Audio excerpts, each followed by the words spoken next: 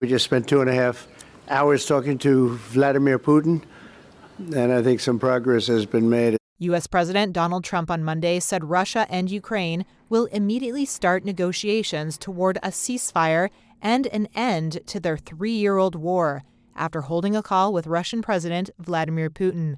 Hopefully we did something. We also spoke to the heads of most of the European nations, and we're trying to get that whole thing wrapped up. What a shame that it ever started in the first place.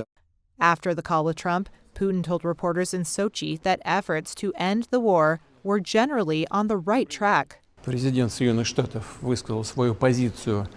The U.S. president has expressed his position on the ceasefire, and I, for my part, also noted that Russia also favors a peaceful settlement of the Ukrainian crisis.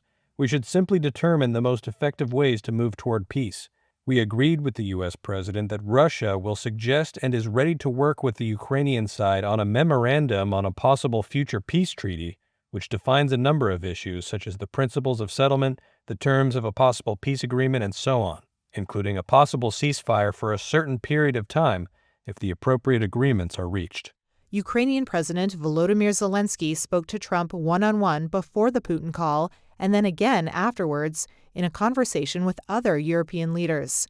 He told reporters that he hoped a high-level meeting with Russia, the U.S., and other nations could happen as soon as possible. We are considering a meeting of all teams again. We would like it to be at a high level. America, Ukraine, Russia, European countries, and Great Britain. Such a meeting could take place in Turkey, the Vatican, or Switzerland. Ukraine has said it is ready for a ceasefire now, while Russia has said conditions must be met first.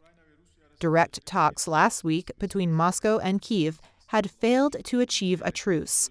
Look, I'd say we're more than open to walking away. Shortly before the Trump-Putin call, U.S. Vice President J.D. Vance told reporters that Washington recognized there was a bit of an impasse. Look, I think one open question is Vladimir Putin serious about negotiating peace, right? He has made some concessions. He has taken some serious steps in these conversations, but we feel like, we're at a point where we're hitting an impasse, and that's why the president is talking to him on the phone. I think, honestly, that President Putin, he doesn't quite know how to get out of the war. Trump, who has promised to bring a swift end to Europe's deadliest war since World War II, has repeatedly called for a ceasefire.